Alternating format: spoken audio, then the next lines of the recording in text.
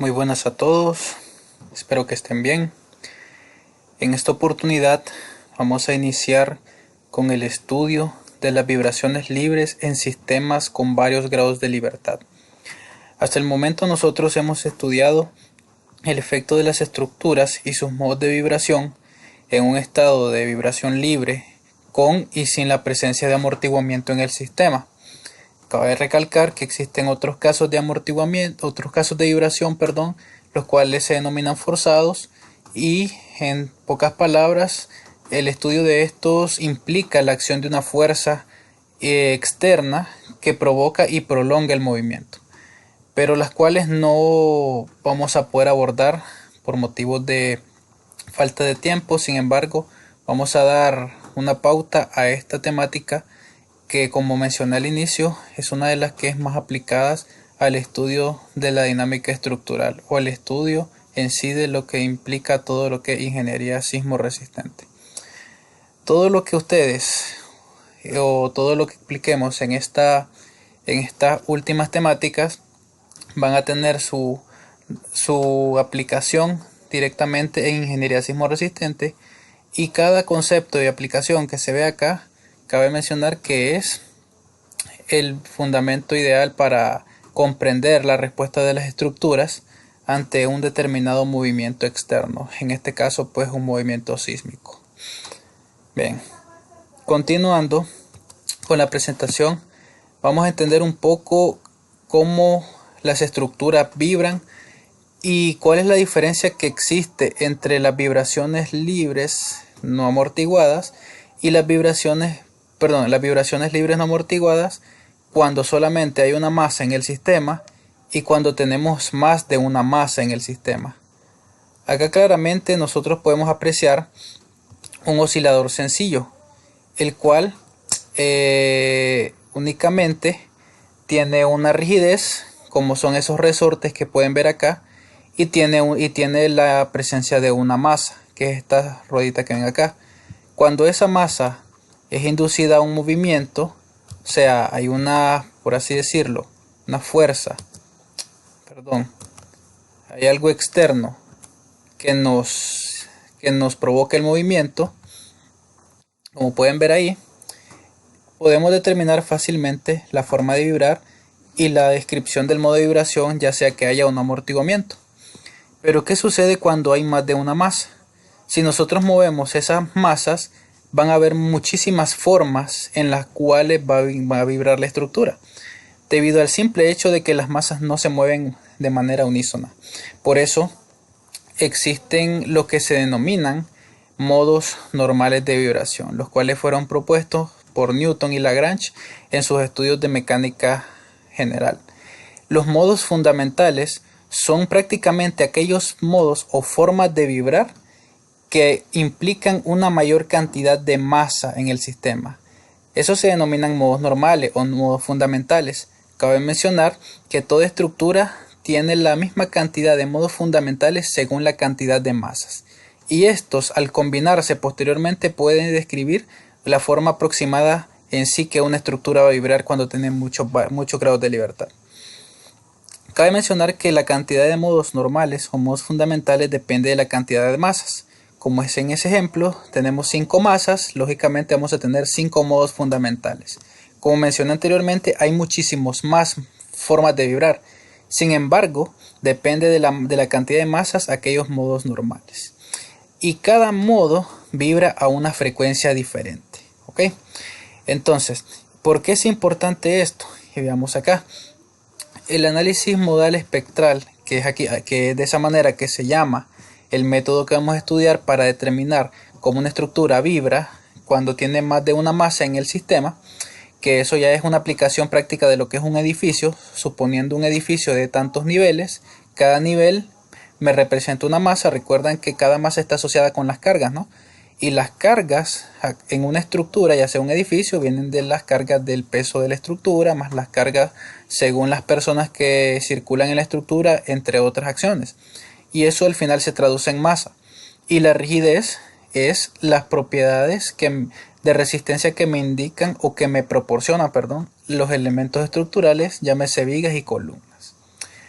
Bien, Continuando, vean acá que tenemos que el análisis modal espectral es el método idóneo para determinar la respuesta dinámica de una estructura de varios grados de libertad. Es lo que nosotros vamos a estudiar ahora, el método o análisis modal espectral, en el cual se obtiene la máxima respuesta de manera individual de cada modo de vibración. Debe considerarse que cada modo normal no ocurre simultáneamente. Por ende, los valores individuales se combinan estadísticamente. ¿Qué quiere decir esto? Y como lo mencioné anteriormente, toda estructura con X cantidad de masas va a tener X cantidad de modos fundamentales. Ya sabemos que hay muchísimas formas de vibrar, sin embargo, todas esas formas se traducen en los modos fundamentales. Cada modo no ocurre al mismo tiempo.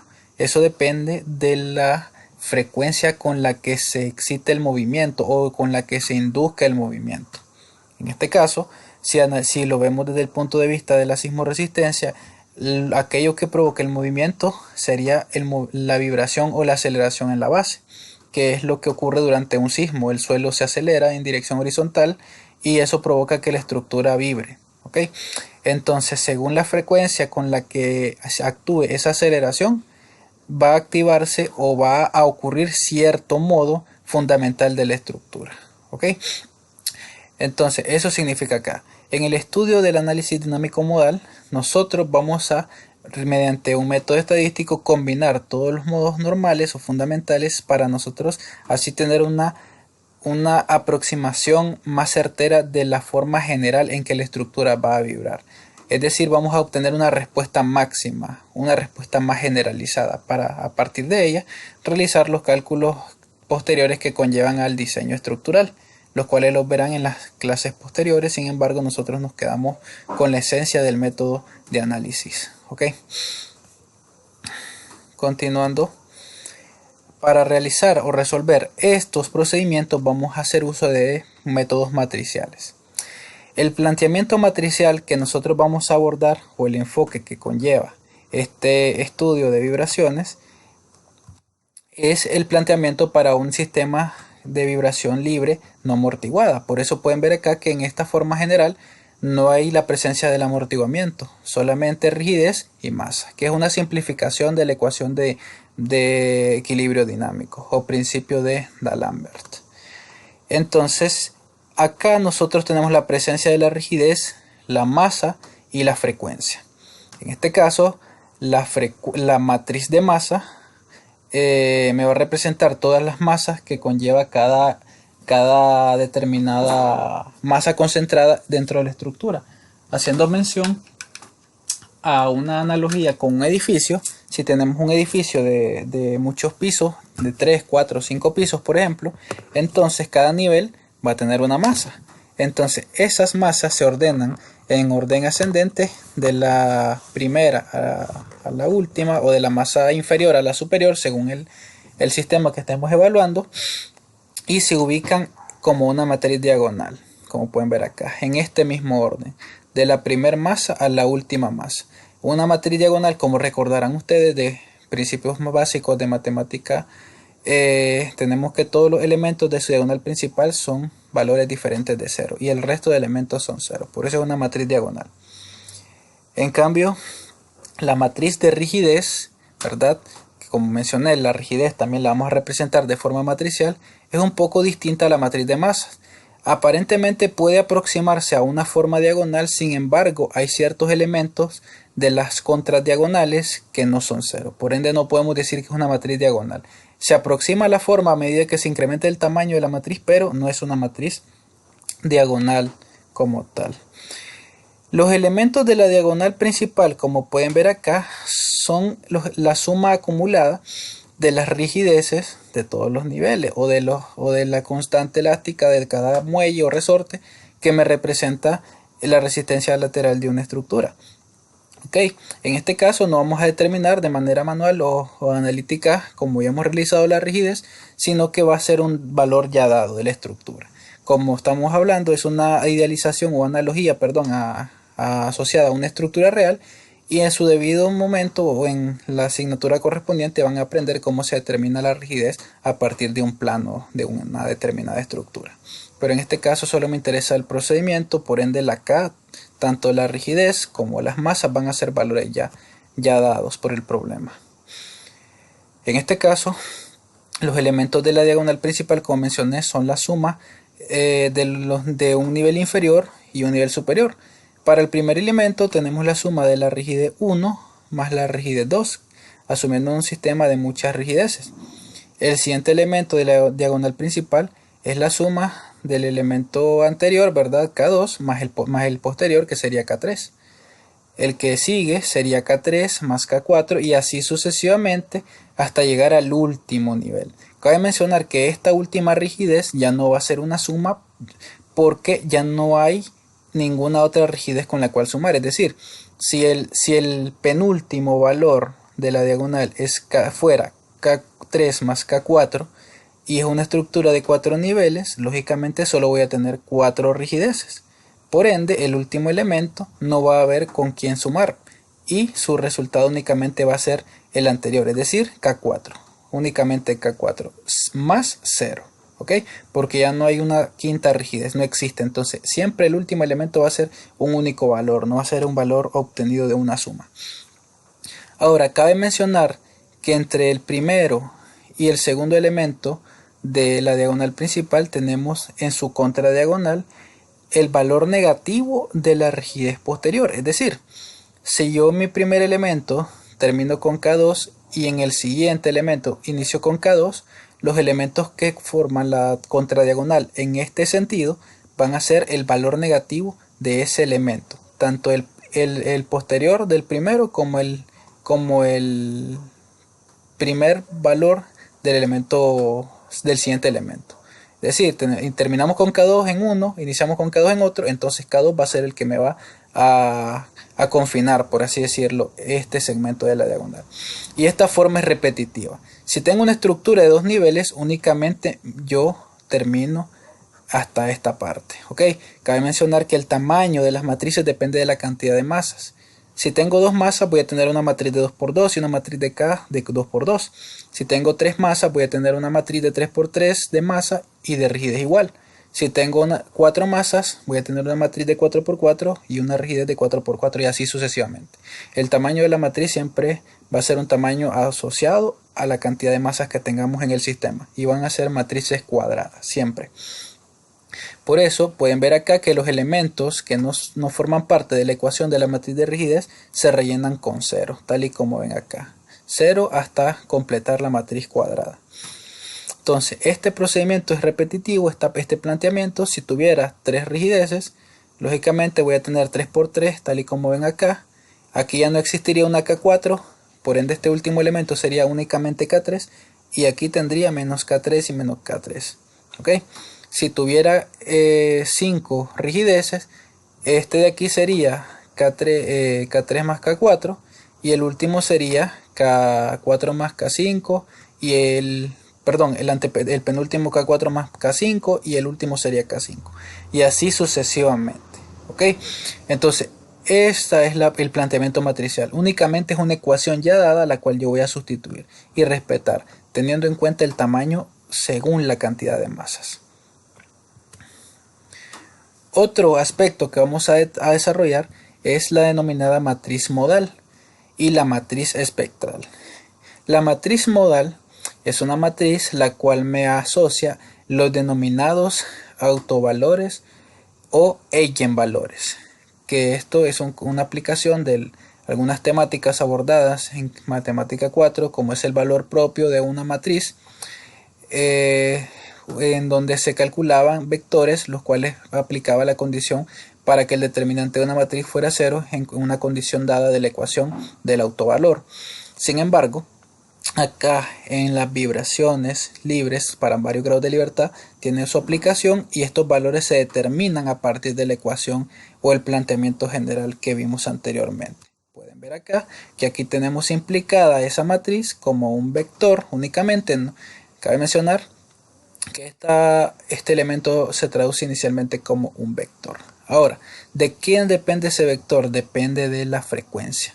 pueden ver que yo no mencioné nada de frecuencia. La frecuencia está asociada a la cantidad de modos. Como ustedes saben, y como mencioné anteriormente, cada modo oscila a su propia frecuencia. Entonces por eso es lógico pensar que tanto esta frecuencia como este vector de modos de vibrar o vector modal, por así decirlo, está asociado uno con otro. Okay. Y la matriz espectral que ven acá no es más que una matriz diagonal en la cual los elementos de su diagonal principal corresponden a las frecuencias naturales de vibración con los que la estructura vibra. Es decir, omega 1 es la frecuencia natural del primer modo de vibrar, omega 2 es la frecuencia natural del segundo modo de vibrar y así sucesivamente, hasta terminar con el último modo según la cantidad de masa que tengamos. Bien.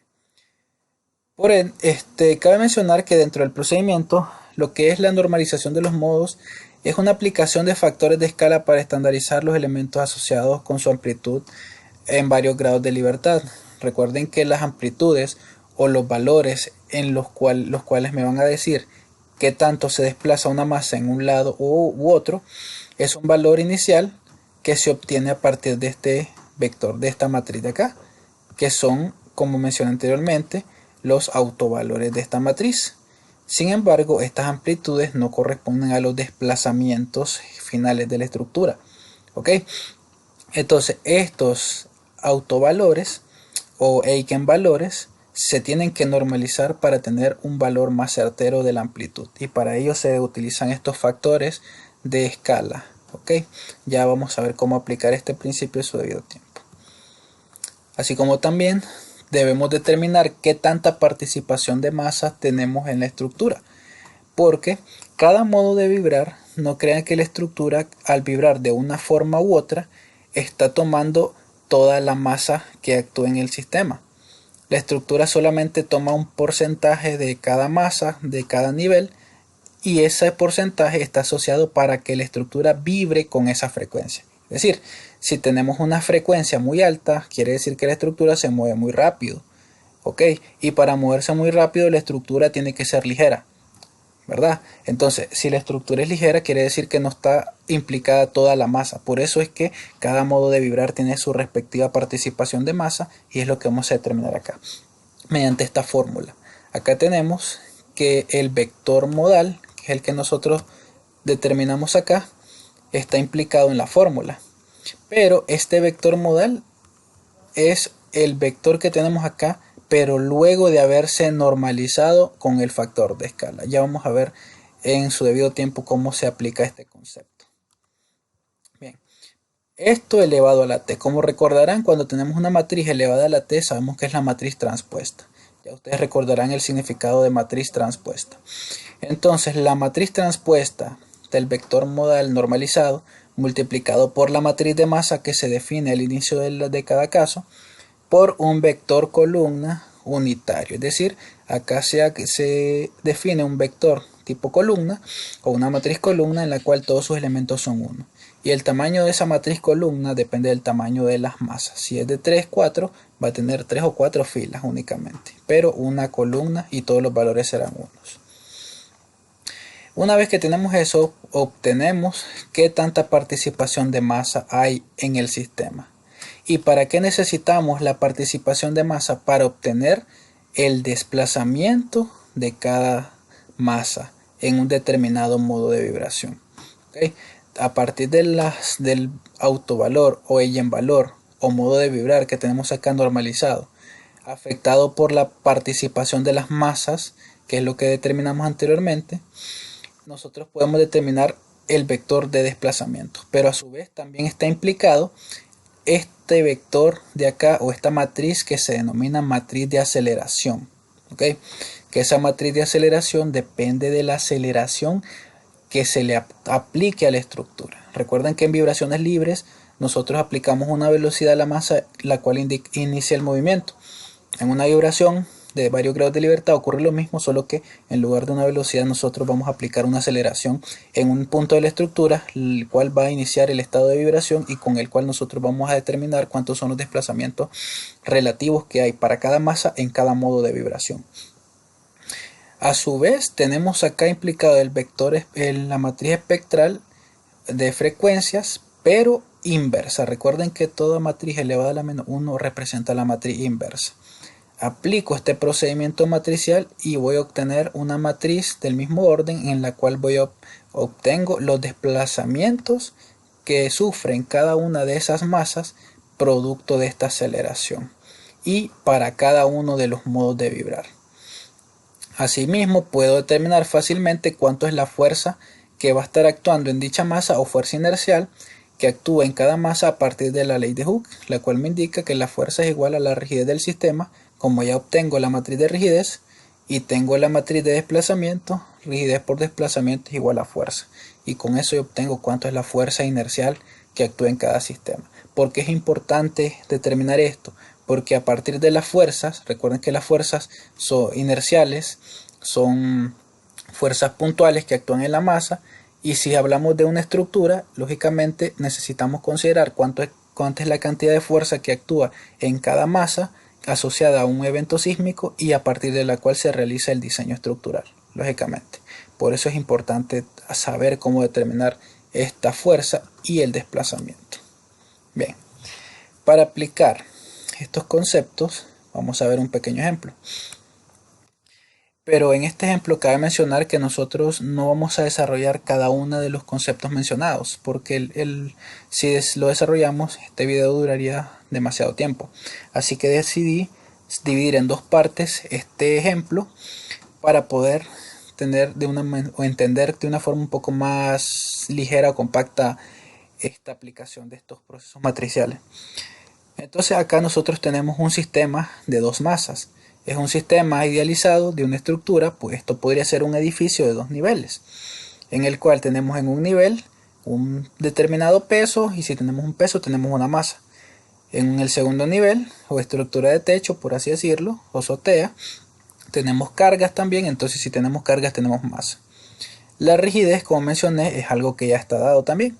¿Y de quién depende la rigidez? Depende de los elementos estructurales, sea la viga, la columna y las losas. En el caso de una estructura de concreto, una estructura de acero pues sería las vigas y las columnas, riostras o si hay otro sistema de resistencia. Pero acá a nosotros no nos interesa tanto eso o cómo determinarlo a partir de la estructura real, simplemente nos interesa evaluar el comportamiento o la respuesta de una estructura de forma idealizada. Bien. Nosotros hasta el momento se nos pide determinar la frecuencia y periodo de los modos fundamentales de vibración. Entonces iniciamos con un planteamiento matricial. Pueden ver que todas las masas o la masa de cada nivel es la misma, 70 toneladas, y la rigidez que tenemos es 7 toneladas centímetros en la base y 3 toneladas centímetros en el siguiente nivel. Entonces a partir de eso, como sabemos que M1 y M2 son iguales, dado que así es el ejercicio, no significa que siempre sea así, voy a plantear una matriz del orden 2×2 debido a que son dos masas únicamente. Pero debemos saber que esa masa siempre debe ir afectada por la gravedad, independientemente de la unidad de medida que tengamos como carga o como peso.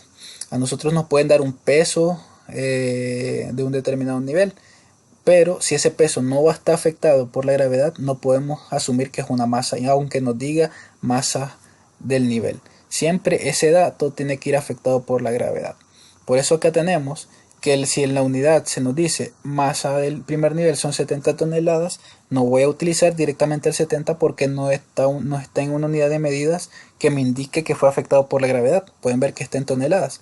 Sin embargo, al dividir entre la gravedad, ya estoy dando fe de que ese sistema de que esa fuerza está afectada por la gravedad, por ende se traduce en masa. Y al hacer esta operación tenemos que esa masa ya gravitacional es de 0.071 toneladas segundo cuadrado sobre centímetro. Importante utilizar la unidad correspondiente. Se utiliza la gravedad en centímetros debido a que la rigidez que tenemos está en unidades de centímetros. Hay que tener cuidado en ese sentido. Y como verán, la matriz de masa es una matriz diagonal en la cual tengo los valores. Repito, si esto fuera de tres masas y fueran diferentes, fuera una matriz de 3×3 y cada elemento sería distinto. Pero en este caso son dos masas, por eso es de 2×2 y como las dos son iguales, tenemos el mismo valor. En cambio, en la matriz de rigidez aplicamos la fórmula. Pueden ver que el primer elemento es la suma del inicial con el final, que en este caso es K1, y K2 sería 7 más 3, como pueden ver acá, la suma. Y tenemos acá como confinamiento o contradiagonal el último elemento negativo. Tenemos que es 3, por ende acá menos 3 y menos 3 confinando en la diagonal, como pueden ver. Acá se concluye el valor en 3 debido a que no hay una tercera masa con la cual sumar. Sería más 0, ¿no? Entonces por eso se simplifica dejando el 3 acá. Si esto fuera de 3 niveles, continuara, ¿verdad? Con K3 más K4, K2 más K3 y al final terminaría con K4, porque no tengo otro valor con el cual sumar. Y así sucesivamente. Pueden ver que al hacer la suma tengo esto. Este procedimiento que ven acá es un procedimiento que se aplica para simplificar el procedimiento de cálculo. Sin embargo, no es necesario hacerlo. Si ustedes deciden utilizar directamente esta matriz 10, menos 3, menos 3 y 3, pueden hacerlo perfectamente. Pero este procedimiento acá solamente es una simplificación. Al final es igual si se aplica o esta matriz o esta. Entonces, ¿qué se obtuvo acá? Un valor escalar, el cual es el valor común de todos estos elementos. Entonces, si tenemos ese 3, es por así decirlo, el divisor en común que tienen estos tres elementos. Si yo divido esto y esto entre 3, voy a obtener estos valores de acá. Ok. Una vez que tengo eso, voy al planteamiento general. El planteamiento general me dice que debo aplicar la matriz de rigidez menos la frecuencia al cuadrado por la matriz masa. Por acá, por el momento, no vamos a considerar el autovalor ni el autovector, sino hasta el siguiente procedimiento, hasta la siguiente parte de este ejemplo. Simplemente hacemos una simplificación asumiendo una vibración libre no amortiguada, en la cual solamente va rigidez, masa y frecuencia. Entonces, sustituimos la matriz K por la matriz que ya tenemos. La frecuencia la desconocemos, por eso es una variable. La matriz de masa sí la conocemos y la sustituimos. ¿Ok? Entonces, como tenemos este escalar, vamos a simplificar un poco más la expresión. Es decir, para eliminarlo de esta matriz tendríamos que dividir todos los elementos de la ecuación entre 3. Tanto el 0 como este término se divide entre 3. Pueden ver que si yo divido entre 3 acá, voy a simplificar este 3. En cambio, acá al dividir entre 3, el 3 queda como denominador. Y en el lado donde está el 0, pues siempre permanece como 0. Bien. Ahora, para simplificar el proceso de iteración o el proceso algebraico, voy a hacer un cambio de variable, como pueden ver. En lugar de usar la frecuencia, utilizo lambda. Es decir, no voy a utilizar omega n porque tiene un exponente 2 y eso me perjudicaría y me obligaría a utilizar una ecuación de grado de n al encontrar el polinomio característico de esa matriz. Entonces, por eso hago ese cambio de variable. Yo digo que toda esta expresión de acá es lambda. Entonces, todo este término que ven acá se sustituye por lambda. Ahora, una vez que tengo eso, yo aplico el procedimiento. Como saben, todo este término, si ese término se sustituye por lambda, lógicamente, ese término va a multiplicar a cada uno de los elementos de la matriz M. Y recordando el proceso de resta de matrices, se restan elemento por elemento y al final voy a obtener este planteamiento algebraico que ven acá. Este elemento, que sería este 3.33, menos el primer elemento de la otra matriz, y como este elemento está afectado implícitamente por lambda, al ser un escalar, acá está reflejado el lambda, tal y como pueden ver acá. De igual manera, estos elementos se obtienen de la misma operación. Bien, cabe mencionar que esta matriz podría ser mucho más grande según el tamaño de las masas. Aquí, como es un elemento de un ejemplo de 2 masas, tenemos una matriz de 2×2. Si fuera una matriz de 3, tuviéramos una de 3×3 y así sucesivamente. Ahora, ¿cómo nosotros determinamos el valor de lambda? ¿Qué es lo que queremos?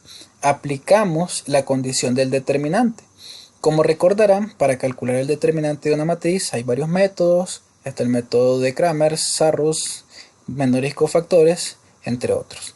Porque al final el determinante no es más que la ecuación que nosotros vamos a desarrollar. En este caso se denomina polinomio característico.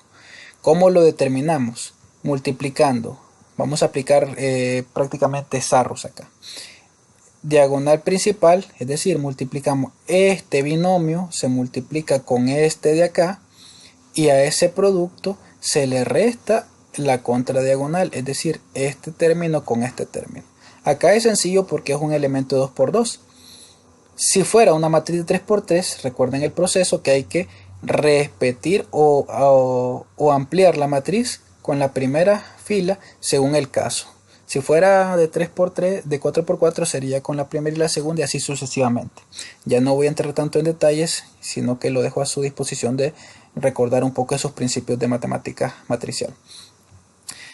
Una vez que aplicamos el determinante y desarrollamos todo el procedimiento algebraico que haya que realizar, determinamos el polinomio característico. Y al final de la simplificación obtenemos esta ecuación.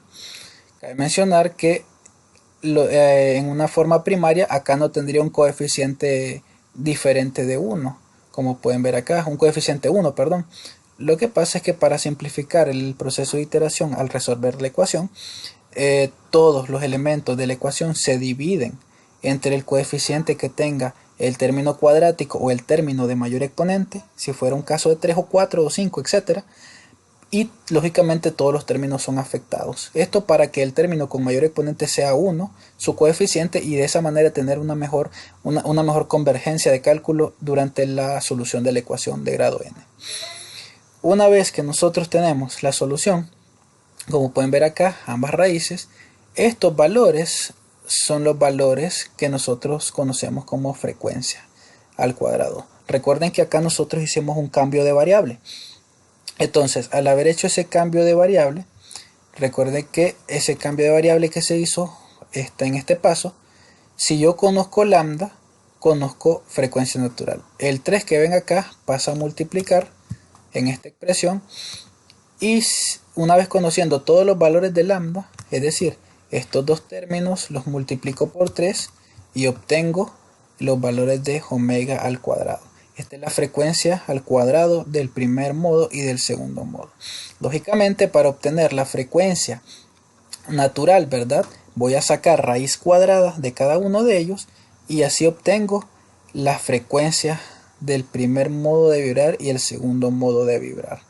Y si obtengo las frecuencias, obtengo su periodo. A partir de la ecuación, periodo es igual a 2π entre la frecuencia.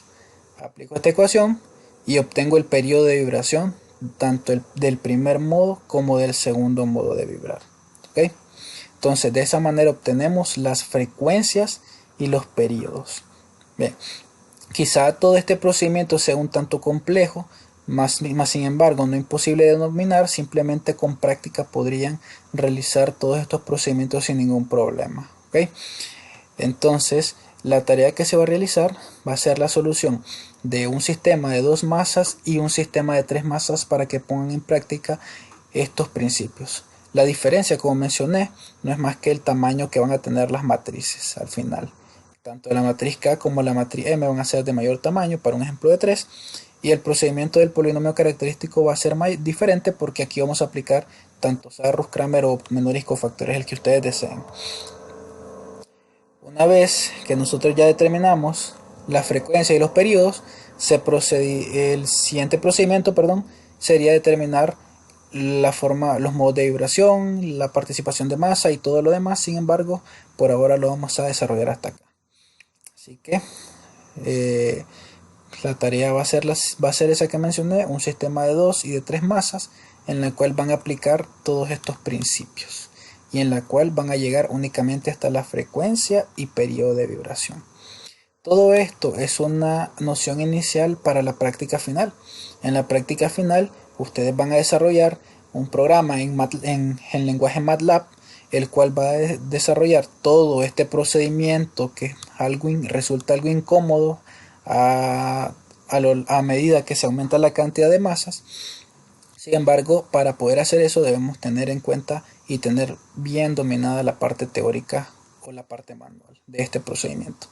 Les recuerdo que necesito que tengan ese programa instalado en sus computadoras o la aplicación móvil en sus teléfonos. Okay. Por mi parte es todo. Acá me despido y les deseo éxito.